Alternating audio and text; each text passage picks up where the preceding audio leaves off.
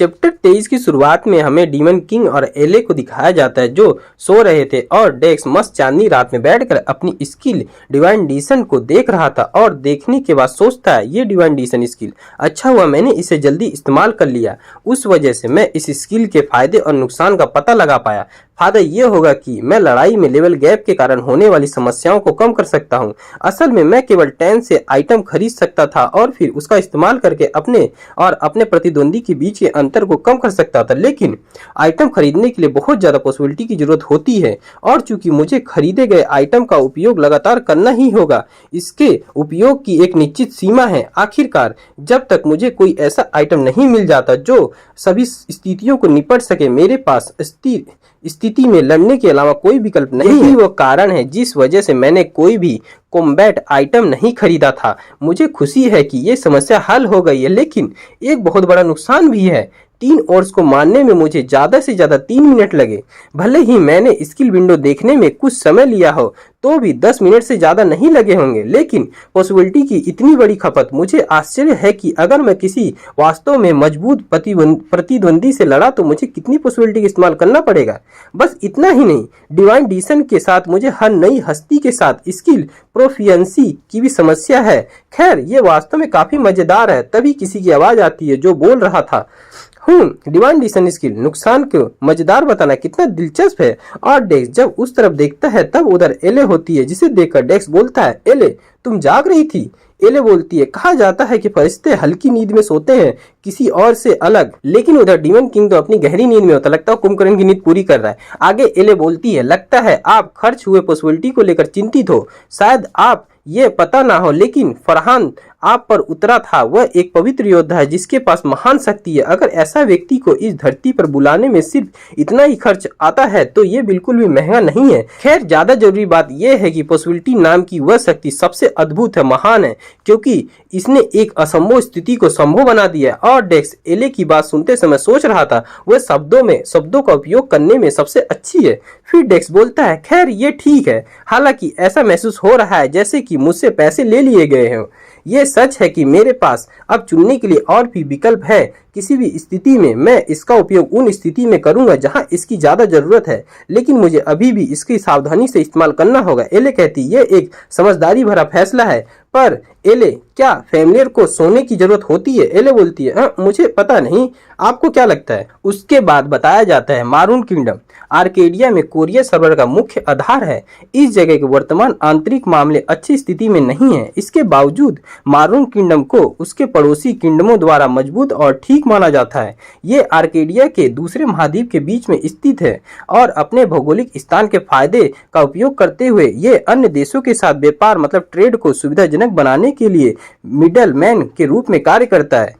ये अपनी रणनीति और स्थिति के कारण उपहार मुनाफा कमाने में सक्षम रहा है। आप कह सकते हैं कि मारून किंगडम में कई बड़ी व्यापारी संघ का स्थापित होना इनविटेबल था। उसके बाद हमें जीएम ग्रेट मर्चेंट एसोसिएशन का सीन दिखाया जाता है, जहां पर एक मोटा सा बंदा चिल्लाता हुआ बोल रहा था अरे ये बहुत ज्यादा हो रहा है, मैं यहाँ इतना माल लाया हूँ लेकिन व्यापारी मास्टर कहीं दिख ही नहीं रहे हैं। मुझे पता है कि ये मर्चेंट एसोसिएशन एडवेंचर द्वारा बनाया गया था, लेकिन ये हद से ज्यादा हो रहा है। लेकिन तभी कोई उस मोटे के पास आके बोलता है दिखाई गई डिसरिस्पेक्ट के लिए हम क्षमा चाहते हैं। वो मोटा उसे देखकर बोलता है तुम कौन हो?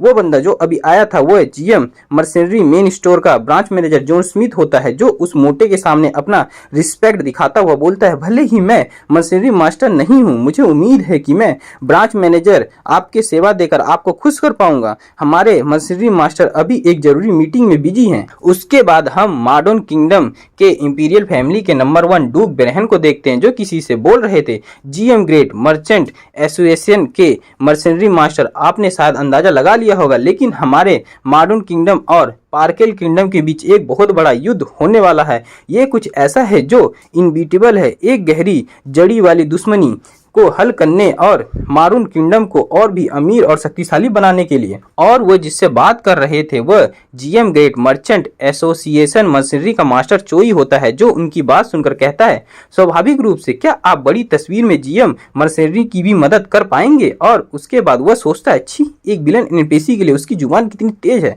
डूक ब्रेहन अगर वह चाहे तो वह मारून किंगडम की सभी सेनाओं को हिला सकता है, जो आर्केडिया कोरिया सर्वर का मेन कोर है, वह एक खतरनाक व्यक्ति है जिसके बारे में अफवाह ये भी है कि राजा की आयोग होने के कारण वह अब सिंहासन पर कब्जा करने की कोशिश कर रहा है। लेकिन जीएम ग्रेट मर्चेंट एसोसिएशन के लिए वह एक बेस्ट पार्टनर है जो हमें लाखों कमा के दे सकता है। ये सोचना कि मैं उनसे इतना जल्दी मिल पाऊंगा, ये अच्छा हुआ कि मैंने उनके बारे में पहले ही जांच कर ली थी। मुझे स्ट्रेटेजी टीम को इनाम देना चाहिए। उसके बाद में बताया जाता है कि मर्सनरी मास्टर चोई जेग्यू जीएम ग्रुप के चेयरमैन के यंगेस्ट सन है और कोई उस पर चिल्लाता हुआ बोल रहा था, चोई जेग्यू तुमने पहले ही कितनी पोजीशनें आजमाई और छोड़ दी है। Head of operation director, department head और टीम लीडर जैसी कई सारी पोजीशन जो कि तुम हमेशा गड़बड़ करते हो और फिर भाग जाते हो। क्या तुम्हें पता है कि कंपनी में लोग तुम्हारे बारे में क्या सोचते हैं? अगर तुम इस बार फिर असफल हुए तो इस बार कंपनी के अंदर तुम्हारे लिए कोई काम नहीं होगा।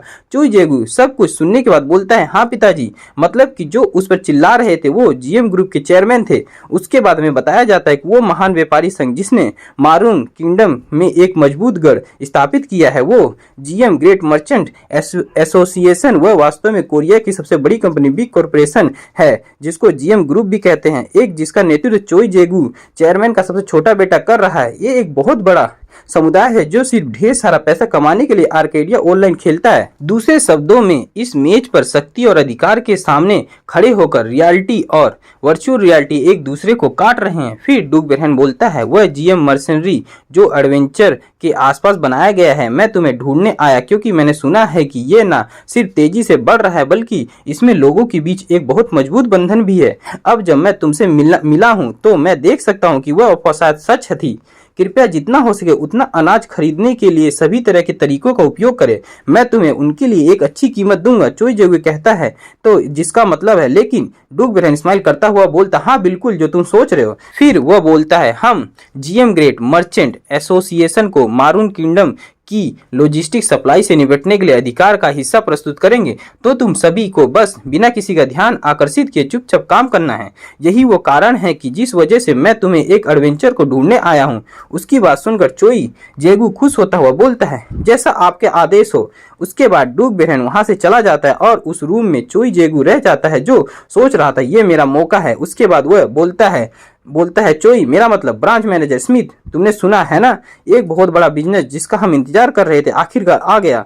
उसके बाद उधर एक बूढ़ा उसकी बात सुनकर बोलता है, जो अभी उसके बुलाने पर आया था, वह, हाँ युवा मास्टर, मेरा मतलब मर्सनरी मास्टर, मैं आपसे सहमत हूँ। और वह उस बूढ़े का जवाब सुनकर खुश होता हुआ बोलता है, ठीक है चलो तुरंत पिताजी से संपर्क करते हैं, चूंकि एक महान अवसर आया है, हमें और इन्वेस्टमेंट प्राप्त करना चाहिए। लेकिन वो बूढ़ा उसे बोलता है, नहीं मैं उसकी अनुमति नहीं दे सकता। और चोई उस बूढ़े का जवाब ना में सुनकर हैरान हो जाता है और बोलता है, पर क्यों नहीं? वह बूढ़ा बोलता है, युवा मास्टर, मेरा मतलब मर्सनरी मास्टर, क्या आप भी नहीं जानते हमारी कंपनी ने अब तक पहले ही 8 बिलियन का निवेश कर दिया है, इससे ज्यादा निवेश करना मुश्किल हो सकता है। लेकिन चोई जेगू चिल्लाता हुआ बोलता है, तुम इतनी छोटे पैसे पर इतना बड़ा हंगामा क्यों कर रहे हो? मैं बस बाद में इसे चुका दूंगा। फिर बोलता है, ठीक है अगर मुझे और नहीं मिल सकता तो ठीक है। और अपने मन में सोचता है, हालांकि ये दुर्भाग्य है कि मुझे और निवेश नहीं मिल सकता, मेरे पास अब तक जो फंड है वो शायद पहले ही काफी होगा। मैं डूक बेरहन की मदद करूंगा और मारून किंगडम को सप्लाई दूंगा, और अगर वह पार्केल किंगडम को जीतने में सफल होता है तो वह बूढ़े और कमजोर राजा से सिंहासन छीन सकता है। अगर ऐसा होता है तो आर्केडिया कोरिया सर्वर की इकोनॉमी मूल रूप से जीएम ग्रुप के हाथों में आ जाएगी। और फिर वह खुश होता हुआ बोलता है, बस आप इंतजार करो और देखो पिताजी, मैं इस गेम आर्केडिया का उपयोग करके मैं आपको साबित करूंगा कि मैं वास्तव में किस काबिल हूँ। कोई भी मेरे रास्ते में नहीं आ पाएगा। उसके बाद हम एक बंदे को देखते हैं जो बोल रहा था, तो तुम उस जिद्दी प्रोनस मिखाइल ने तुम्हें यहाँ भेजा है। और वह बंदा काउंट ब्रोकेन होता है जो इंपीरियल फैमिली रैंक 3 से होता है, जिसके सामने डेक्स खड़ा होता है और वह डेक्स से बोल रहा था, तुमसे मिलकर अच्छा लगा एडवेंचर डेक्स। और चैप्टर 23 यहीं पर खत्म हो गया।